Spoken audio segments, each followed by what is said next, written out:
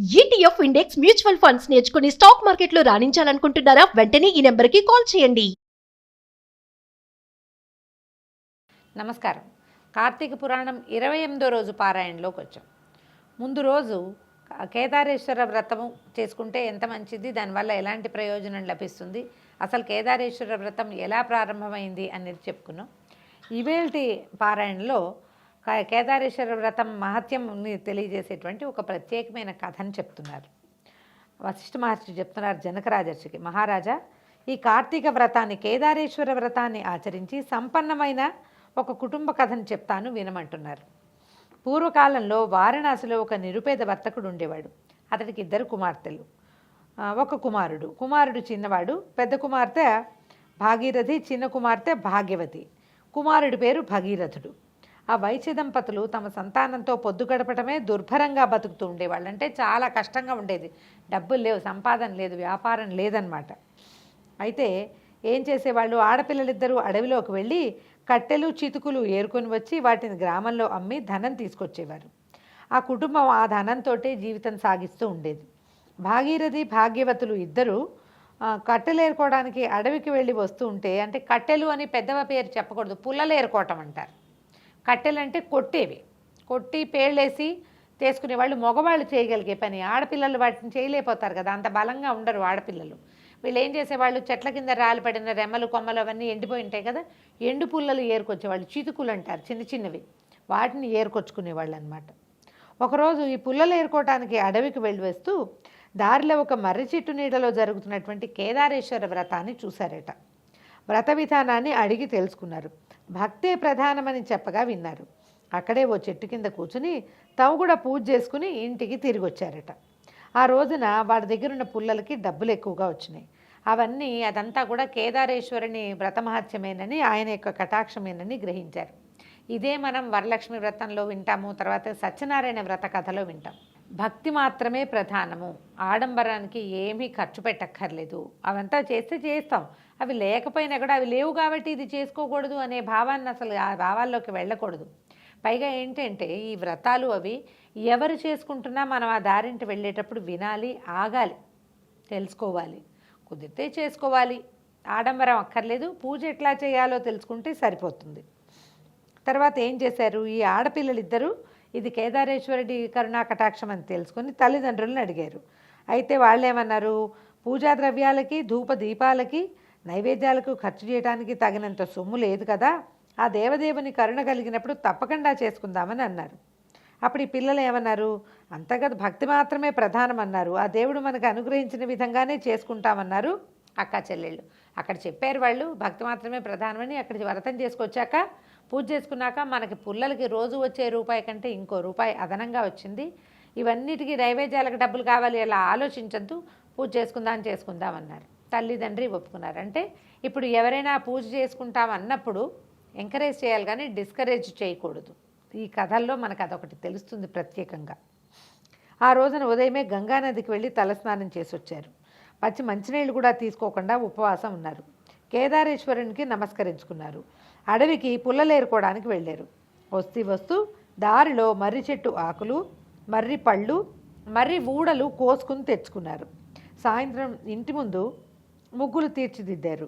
పూజ చేయటానికి వేదికను ఏర్పాటు చేసుకున్నారు. పరమేశ్వరుడి చిత్రపటాన్ని పెట్టుకున్నారు. గణపతికి నమస్కరించారు. పరమేశ్వరుని పూజించారు. స్వామి, మేము నిరుపేదలం, ఈ మర్రి ఆకుల్ని తమలపాకులుగా భావించు, మర్రి కాడలని అంటే ఊడల ముక్కల్ని వక్కలనుకో, ఈ మర్రి పళ్ళనే బూరెలుగా భావించి స్వీకరించు, ఈ మర్రి ఊడలు ఉన్నాయి, వీటి ఇంకా పెద్ద పెద్ద ఊడలు, వాటిని తోరాలనుకో అని పరమేశ్వరుడికి వాటిని నివేదించారు. పచ్చికాయలు కూడా కోసుకొచ్చారు. పచ్చికాయలేమో వక్కలనుకోమన్నారు, పళ్ళేమో నైవేద్యం అనుకోమన్నారు. మర్రి ఊడలు కట్ చేసుకొచ్చుకున్నారు. ఆ కత్తిరించి తెచ్చినటువంటి వాటిని తోరాలనుకో, తోరాలు తయారు చేయడానికి కూడా మా దగ్గర శక్తి లేదని చెప్పి పరమేశ్వరుడికి వాటిని నివేదించారు. పూజ పూర్తి చేసుకుని తీర్థం తీసుకున్నారు. చంద్రోదయాన్ని చూసి చల్లగా చూడమని చంద్రుడికి నమస్కారం చేశారు. ఆ తర్వాత పుల్లలు నమ్ముకుని నూకలు తెచ్చుకుందామని బయలుదేరారు. తమ తట్టలోని పుల్లలు బంగారు పుల్లలు అయిపోయినాయట. అవి కనిపిస్తే సరికలా ఆశ్చర్యపోయారు. పూజకి ఫలితం అన్నమాట. అయితే ఈ కాలంలో ఇట్లా సద్యో ఫలితాలు లభిస్తాయా లభించవా అని ఒక అనుమానం ఉంటుందండి. వెంటనే మారిపోవటం, అది ఏదో కృతయుగ నాడు ద్వాపర త్రేతాయుగాల్లో నడుస్తాయి. మన కాలంలో ఇలా మనం ఒకటి తెస్తే అది రెండోదిగా మారిపోదు, అంత తీవ్ర పరిణామాలు సంభవించవు, నిదానంగా మార్పు వస్తుంది. ఆ బంగారు పుడకల కారణంగా వాళ్ళ స్థితిగతులు మారిపోయాయి, పేరు ప్రతిష్టలు పెరిగాయి. నియమం తప్పకుండా కార్తీక నోములు నోచుకునేవాళ్ళు. కుమార్తెలిద్దరికీ యుక్త వయసు వచ్చింది. సౌందర్యవంతులైనటువంటి కుమార్తెలలో పెద్దమ్మాయిని తూర్పు దిక్కు నుండి ఒకరు, పడమర దిక్కు నుండి మరొకరు చిన్నమ్మాయి కోసము వచ్చి తమ కుమారులకు భార్యలుగా చేసుకుని అమ్మాయిలకి చక్కగా మంచి సంబంధాలు వచ్చినాయి, పెళ్ళిళ్ళు అయిపోయినాయి. భగీరథయ్య కూడా పెరిగి పెద్దవాడయ్యాడు, ఆఖరి అబ్బాయి అన్నమాట. ఎప్పుడూ వచ్చినట్టే కార్తీక మాసం వచ్చింది. అప్పట్లో పేదతనం వల్ల కార్తీక నోములు అంతంత మాత్రంగా చేసుకున్నాం, ఇప్పుడు మన అంతస్తుకు తగిన విధంగా చేసుకుందామని తల్లిదండ్రులను ఒప్పించాడు. పట్టుతోరాలు అవి పాతవన్నీ తీసేసి పెరట్లో ఉన్న కాకరపాదు మీదకి విసిరేశాడు. బంగారు తోరాలు చేయించి ఎంతో ఆడంబరంగా ఘనంగా నోచుకున్నాడు. దర్పం బాగానే ఉంది కానీ భక్తి లేదు. గొప్ప చూపించుకోవటం కోసం అందరినీ పిలిచాడు, బాగా భోజనాలు పెట్టాడు, అందరికీ పెద్ద పెద్ద తాంబూలాలు ఇచ్చాడు, బాగా పళ్ళు పువ్వులు కాయలు రిటర్న్ గిఫ్ట్లు, వ్యవహారం బాగా జరిగింది. భక్తి మాత్రం తక్కువగా ఉంది. ఇది తన తాలూకు ఆడంబరాన్ని డాంబికాన్ని తమ సంపదని చూపించుకోవటం దానికోసం చేసినటువంటి వ్రతం అవటంతో భక్తి లేదు, మిగిలిన క్రియలన్నీ జరిగినాయి అన్నమాట. అయితే ఈ భక్తి లేకపోవడం వల్ల కేదారేశ్వరుని అనుగ్రహం తప్పింది. సిరి సంపదలు తరిగిపోయాయి. పేదరికంతో మళ్ళీ వాళ్ళ బతుకు దుర్భరమైపోయింది. తిండి గడవటం కూడా కష్టమైపోయింది. పెరట్లోని కాకరపాదు విరగ్గాసింది, విపరీతంగా కాసిందట. తల్లి కాయలు కోసి కొడుకు చేతికిచ్చి షావుకారు చేతికిచ్చి నూకలు ఏమైనా తీసుకురా గంజి తాగుదామని పంపించింది. అయితే వాటిని తీసుకెళ్ళినటువంటి భగీరథ శ్రేష్ఠి ఈ అంగడికి వెళ్ళి అయ్యా ఈ కాకరకాయలు తీసుకుని 2 నూకలు ఇప్పించండి అని పరిపరి విధాలుగా బతిమలాడినా కూడా ఈ చేదుకాయలు దేనికని కసురుకుని కొన్ని నూకలు ఇచ్చి పంపించాడు. మర్నాడు మళ్ళీ భగీరథయ్య కొన్ని కాయలు పట్టుకుని వెళ్ళి ఆ షాపుకి వెళ్ళాడనమాట, ఈ కాయలు తీసుకుని నూకలు ఇవ్వమని.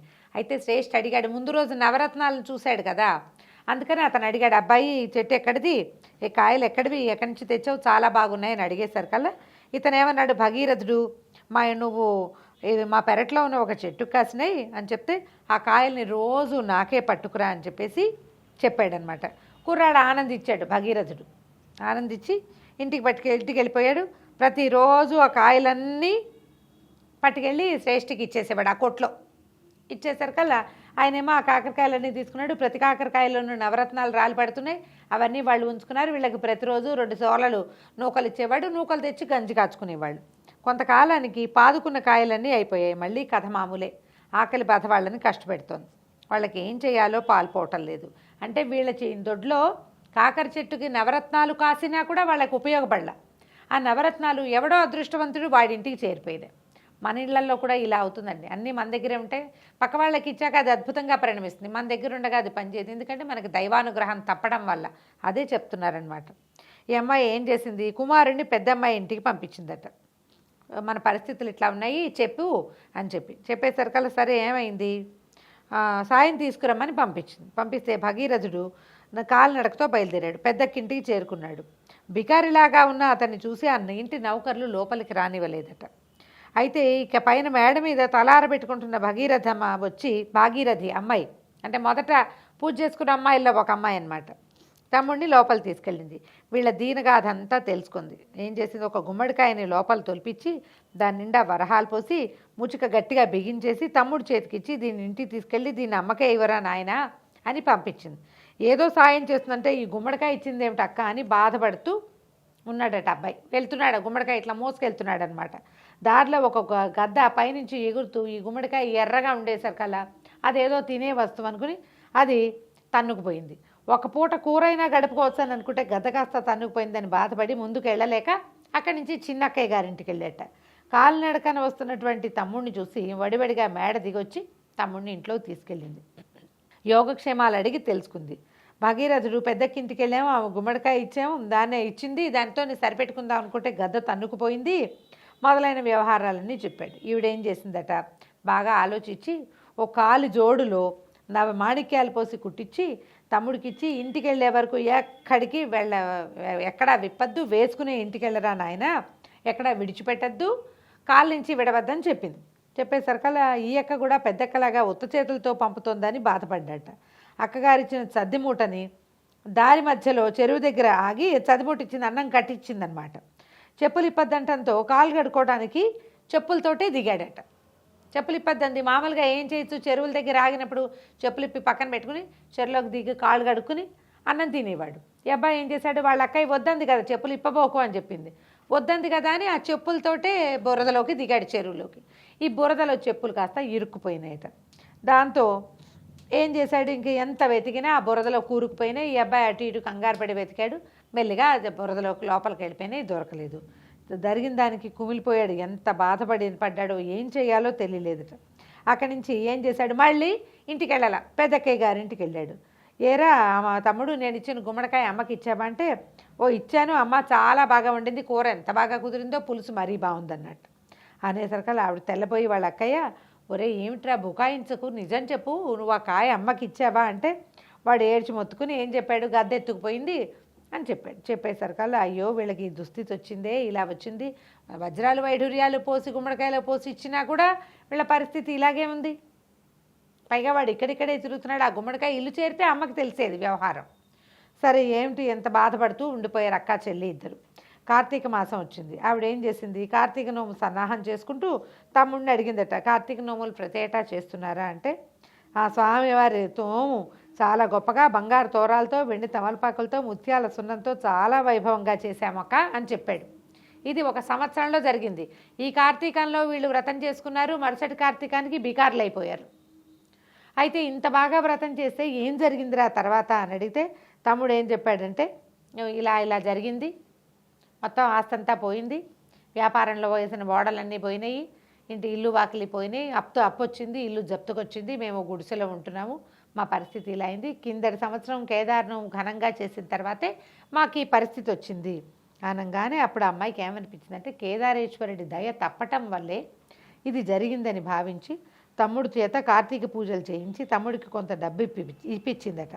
తమ్ముడు ఆడంబరాలకు పోయి స్వామి కరుణకి దూరమయ్యారు. కుటుంబ సాంప్రదాయానుసారం వ్రతం చేయాలి, అమ్మకి చెప్పి నోములు చేయమని హెచ్చరించింది. ఆమె చెప్పిన మాటల ప్రకారం తల్లిదండ్రులు కార్తీక నోము గురించి ఆలోచించుకుని తాము ఇదివరకు ఎలా చేసుకునేవారో అదే విధంగా మళ్ళీ కార్తీక వ్రతాన్ని చేశారు. ఆ కరుణామయుని దయ వల్ల పూర్వపు సంపదలు లభించాయి, జీవితం ప్రశాంతంగా గడిచింది. అంటే తొలి కాలంలో ఇళ్లల్లో ఏ విధానం ఉంటుందో వ్రతాలు అదే విధానంలో చేయాలి. తోరాలు అవి మార్చకూడదు. అంటే వీళ్ళు మొదటి రోజుల్లో మర్రి పళ్ళు పెట్టారు కాబట్టి ఇప్పుడు కూడా అవే పెట్టాలా అంటే కాదు, కలిగిన పళ్ళు పువ్వులు పెట్టచ్చు. తొలి రోజున మర్రి ఊడల్నే తోరాలుగా చేసుకున్నారు, అవే చేయక్కర్లా, ఏదో సామాన్యమైనవి పట్టు చేయొచ్చు. ఈ తోరాలు వాటిని పారేయకూడదు, నియమభంగం చేయకూడదు. గృహ సాంప్రదాయం ఎలా ఉందో అలాగే చేయాలని చెప్తారు. నోములన్నీ కూడా అంతే. ఎవరైనా చేసే నోముల్ని కాపీ చేయకూడదు, అది కూడా చెప్తారు. ఒకవేళ ఇప్పుడు ఈ నోములు విన్నాం మనకి కార్తీక నోము కేదారేశ్వర వ్రతం చేసుకోవాలనిపించింది, మన ఇంట్లో లేదు, ఉండవు, అందరి ఇళ్లలో ఉండవు కదా. ఉండనప్పుడు ఏం చేయాలంటే పురోహితుడి సలహా తీసుకోవచ్చు, ఇంటర్నెట్ సలహా తీసుకోకూడదు. ఇది క్లియర్గా చెప్తున్నాను చూడండి. ఎవరో కాదు, ఆ పురోహితుడు మన సమీపంలో ఉండాలి. ఇలాంటప్పుడు మనం ఏం చేయాలి, ఇలా ఉంది ఏం చేయాలని సలహా అడగడానికి వీలయ్యేటువంటి అవకాశం తీసుకుని ఓ అయ్యగారినో, ఓ పూజారినో, ఓ గురువుగారినో వారినే మన అమ్మా నాన్నలుగా భావించి అడిగి వాళ్ళు ఏది చెప్తే ఇంకా ఆ ప్రకారం దాన్ని అట్లా కంటిన్యూ చేసుకుంటూ రావాలి. కొంతకాలం మనం చేస్తుంటే పిల్లలు కూడా అదే పంథ అలవాటు అవుతుంది. కొత్త కొత్త పంథాలని ఎప్పుడూ కాపీ చేయకూడదు. వ్రతంలో ఈ వ్రత కథలో అది క్లియర్గా చెప్తారు. తొలికాలం నుంచి వచ్చిన పద్ధతులనే ఎప్పుడూ ఆచరించాలని. భగవంతుని పూజలో భక్తికే ప్రాధాన్యం కానీ ఆడంబరాలకు కాదు. వైభవాల మోజులో భగవదారాధనలో భక్తిని కోల్పోకూడదని ఈ వ్రత కథ మనకి తెలియజేస్తోంది. కేదారేశ్వర వ్రత కథ విన్నా చెప్పినా కూడా విశేషమైన ఫలితం లభిస్తుందట. అఖండమైనటువంటి పుణ్యబలం పెరుగుతుందంటారు. నేను చెప్పాను, మీరు విన్నారు. దీంతో 28వ రోజు పారాయణ పూర్తయింది. రేపు ఉదయం 29వ రోజు పారాయణలో కలుసుకుందాం. నమస్కారం.